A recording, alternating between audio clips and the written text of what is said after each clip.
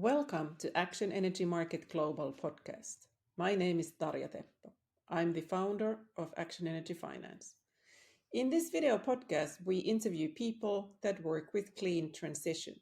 We highlight solutions and stories behind them and explore project financing options utilized. All right. And today we got to the podcast studio John Liljelund. Sorry, I'm sort of saying your last name wrong. And with the title Director Solutions at Vaisala XWeather. So that's actually a lot of, that's a lot of words in itself. So why don't we start with the man himself? So Jon, so what's your, how did you come to energy, sustainability, weather, air management, all that sort of a thing? What brings you here where you are today?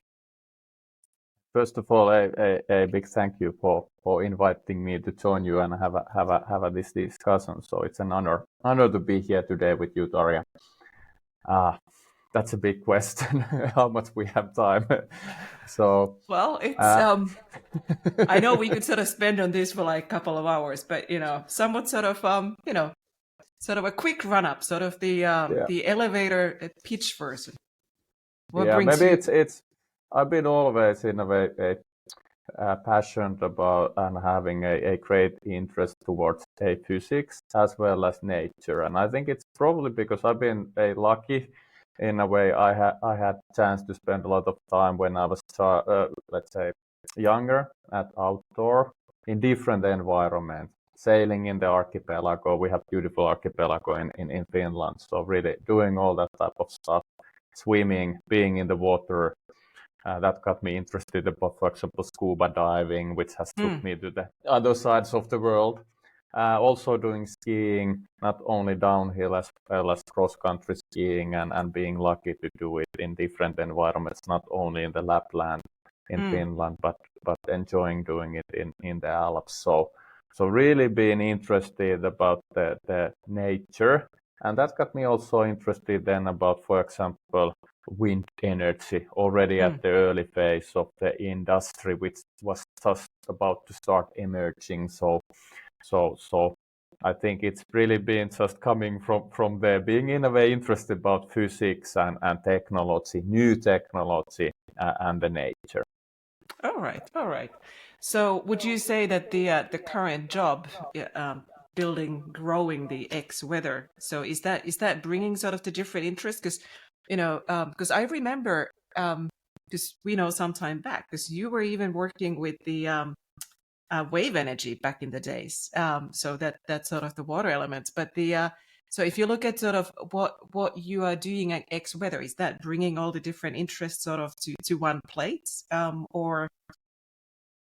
Yeah, I could say it's kind of, if I would really think it like 360, I could say that this easily covers at least 270 degrees of really things that I'm passionate about. So you're very much correct. So I've been working also with a disruptive new renewable energy technology such as wave energy, and I'm happy to talk a bit more about that also a bit later. But in a way, actually, how I got involved about the wave energy was, again, my passion towards being at water, not only doing scuba diving, but actually even doing a underwater diving works. And then that combined together, that I was already at the early days working in the wind energy sector, doing a site prospecting and working to get the first, in a way, projects in place, which then became a some of the first ones. So, and that did pull me into this kind of developing a new technology, which is kind of, one could consider a one of the kind of, let's say, battery storage is utilizing a renewable energy, which is again one of the critical things for us to sort out in this future energy mix, so to say. But in a way, it's already some time ago. Then I'm a son of entrepreneur, so been always really passionate about, in a way, running the business, not only sales, not only doing the technology, but really also passionate about how to lead people and how we can together maybe in a way scale us as human beings, not only scaling the technology, but us as a team and working No. together. And I think I really learned really great things working at the factory, cleaning the floors there. But I think I learned from my father a lot on that it's really about the team effort and how important it is that the people are motivated and they are empowered to do the things that they really enjoy doing. So that really scales. Well, now with the XWeather, now we've mentioned the word XWeather a few times, so I think it's sort of time to explain what is actually the XWeather product. What is it? What you guys are building over there? Yeah, that's another a big question. But if I in a way take few steps still back in time, so I joined Vaisala about 5 years ago, and we have in Vaisala we have two business areas. We have the weather and environment, and then we have the kind of the WIM, which is really called it's kind of industrial measurement. So one can Okay. on layman's word think that the weather and environment we are observing what happens in the outside world, in the environment, but it's also really not controlled environment. Whereas with the industrial measurements, we are kind of observing and helping our customers to maintain the environment at optimal to really kind of Right. ensure that the production is also optimal. Right. Whatever you are manufacturing.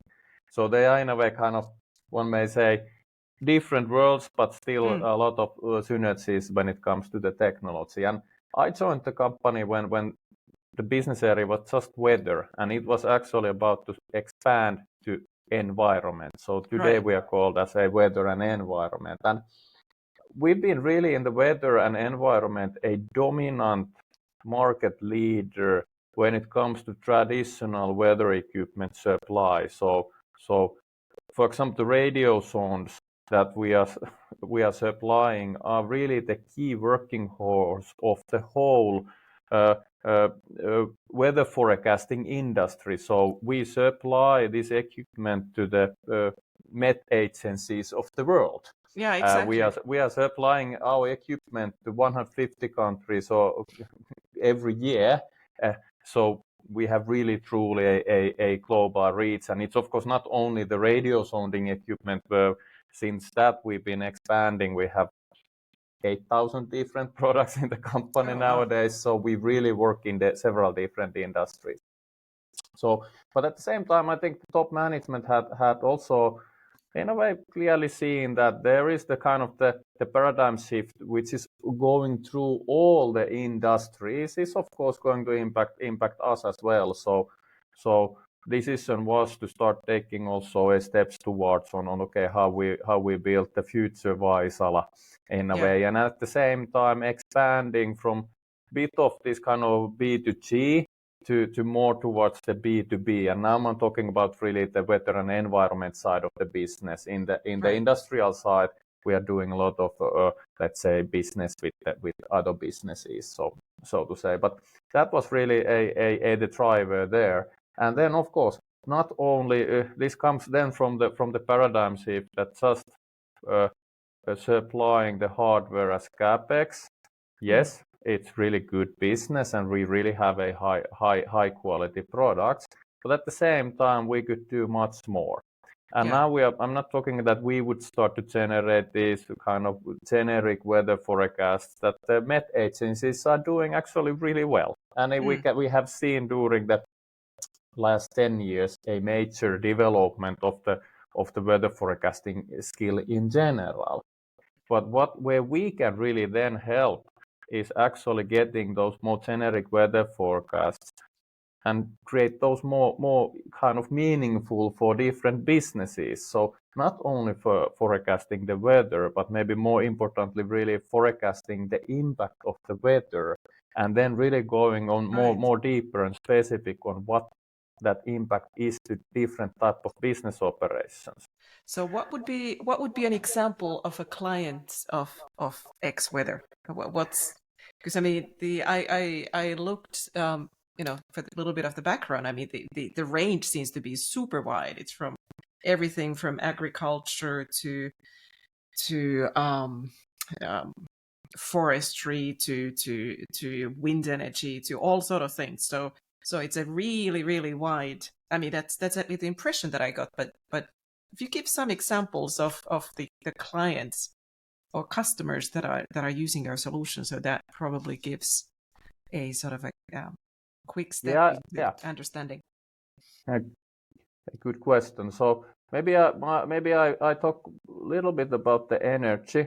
I would say, of course, what is really easy and in concrete way to maybe let's say explain is what we are doing in the renewable energy side. So we have this, I would say, the wind, and then we have also the solar energy, You're right. and with our technology, of course, the weather is the fuel for both of those. So it's obvious for us all. Where we can really excel and shine is to actually deliver to our customers the intelligence around that. Okay, how much with the kind of wind forecast you're actually able to generate energy from your wind farm, Right. or per individual wind turbine, which is then of course combined to the grid connection point. So that's like And stimulating the future generation. exactly, Mm. exactly. And then again, what makes us a bit different is that as we are supplying also this wind observation technology, so we are also measuring, or our technology is used to measure the wind. And now the trend is also in the weather forecasting towards the ML based machine learning based models. So the key thing that you need to excel there is high quality data from the Yeah. location where you operate. So it's one good example where we excel, and we really have truly the complete end to end from the sensor head uh, to the world class forecast model, which has been developed over the last 20 years, and then kind of customers are utilize or consuming it through an API use, mostly integrating it to their then own decision support systems. It Right. also helps our customers to better plan, for example, maintenance operations. And I think we all been all who've been pretty close to the energy industry and the sector. We've been in a way also following how, for example, the electricity prices been developing over the few years, and now in Yeah. Finland, for example, where we've been getting more wind to the to the to the To the balance, mix. so Yeah. to say. So we have seen how maybe during the windy days it has a major impact to the prices. And there are some like industry insights then, which basically things been turning, one may say, even upside down. So some of the clients are actually then seeking by using our technology that kind of where to bid, where you have this kind of, we are operating close to the cut-in areas like 3 meters per second, because there you actually get more money per generated megawatt hour, whereas when you have really high wind speeds, Mm. everybody's generating with full capacity, but there's not much that is available from the, let's say, from the price point of view. So Yeah. it's actually then used to optimize these maintenance slots other way around than it was still a few years ago. That's a one example of using our technology. Where we also really strong is the road weather, and Okay. one may also think what John is now talking. So talking about road weather, so we are also able to model and forecast what happens on the road surface. So not only the atmospheric weather, but what is happening on the road surfaces, and we operate globally. And I would say that we are really nicely positioned to bring together the ones who really maintain the roads, as well as the the, the users of the roads. So us Yeah.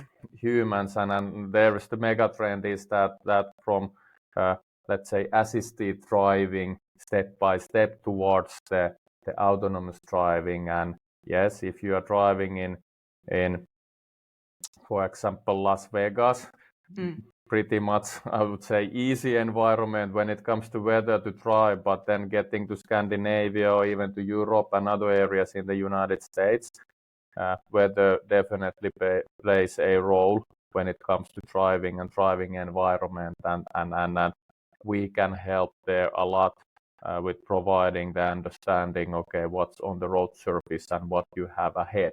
And of course, again, it's a comes through a partnership. So we are, for example, using the data which is coming from the cars and then further enhancing it with our intelligence and then providing it back to the cars. So, for example, the new Volkswagen groups, our group cars are already now using our weather data and in a way weather aware. So it helps the drivers and does that actually currently go to the driver level, to the consumer level? Is it already something that's utilized by the individual driver in a Volkswagen vehicle?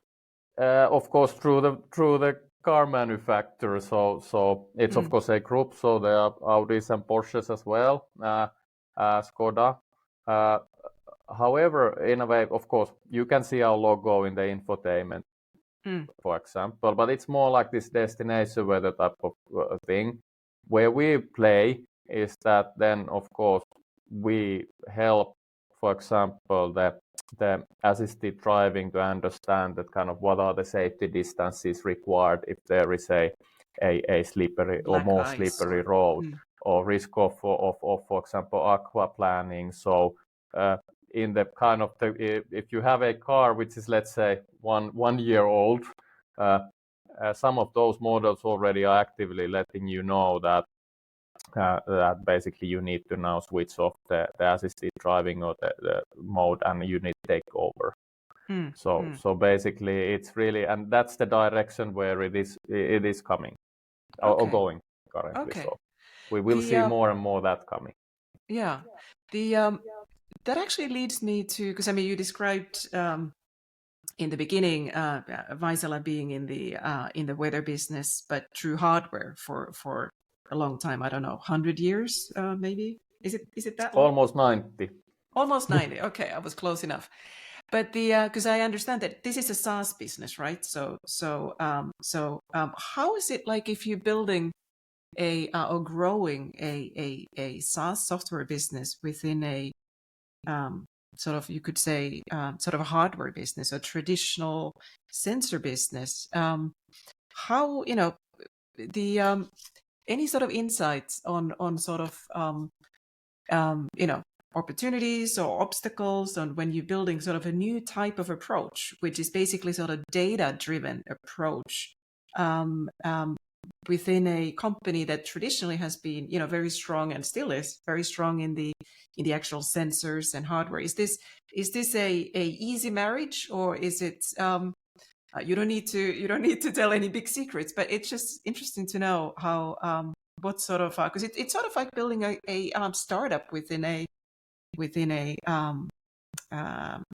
existing company. If I'm that's how I look at it, but I don't know if I'm right or wrong.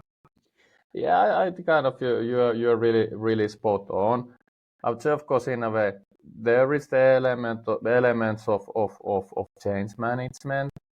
At the same time, of course, if companies is doing good business and successful business, I would say the difficult things are of course assessing the timings. Timings are always difficult for us humans. So and I would say in general, of course, running a business, you of course wish to be in a position that if you see that things are changing, that you can be the one who are disrupting your own business and not someone else.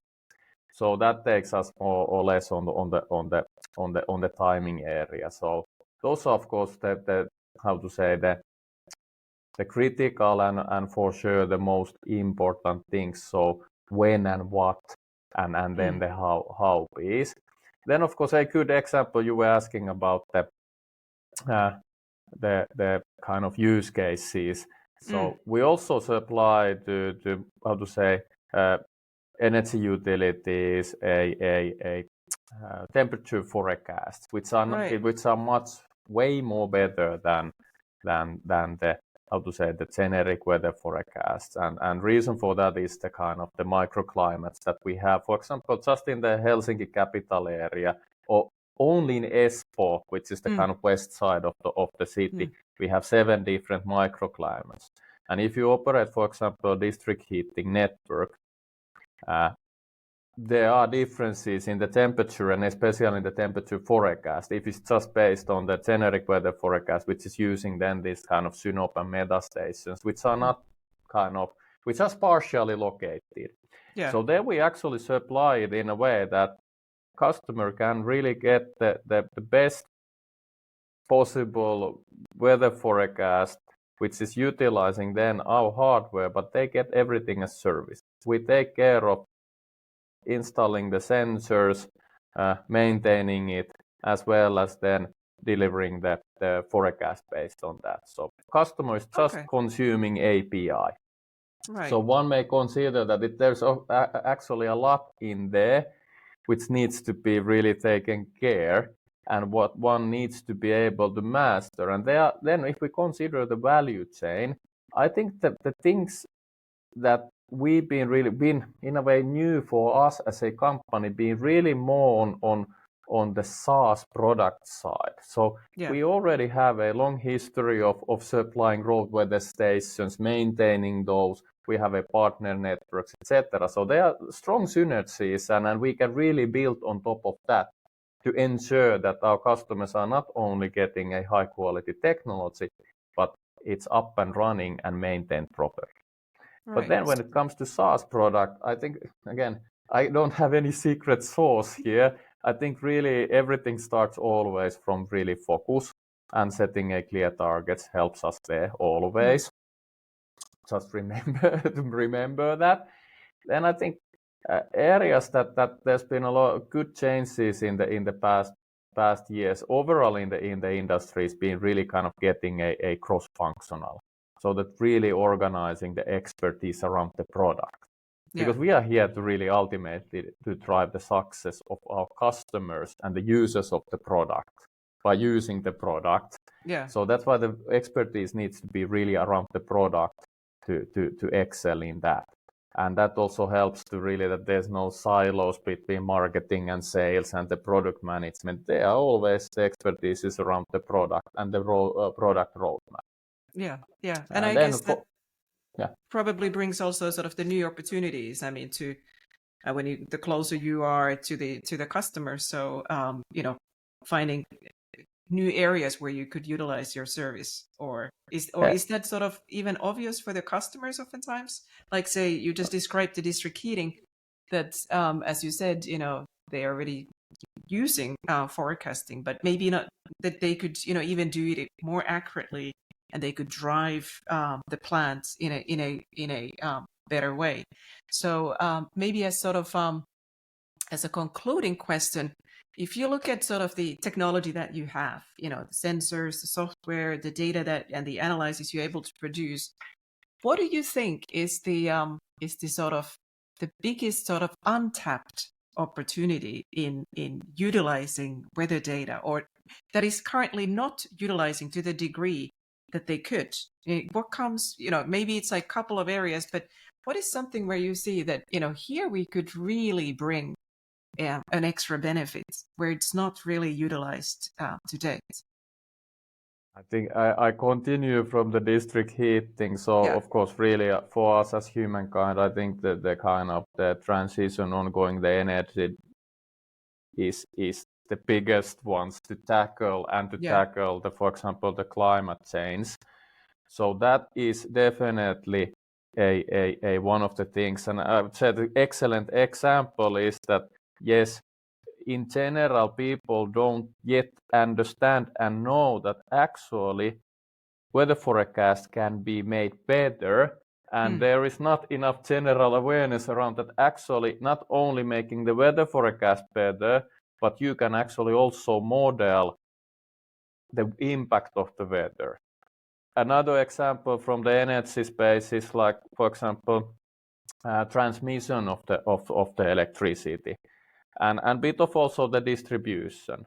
but there are concepts called like dynamic line rating, and there again, wind has a major cooling factor for the power lines, and actually getting more intelligent solutions in place, which can actually then, in a way, forecast the capacity that you have on those transmission lines, will help us to inject more electricity to those power lines without building any new capacity, just by using smarter solutions. That's an so that's one excellent example on the domain.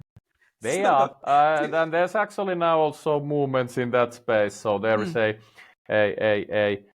genuine interest from the players in the domain, as well as there is a regulation moving forward in the United States, as well as in general in Europe.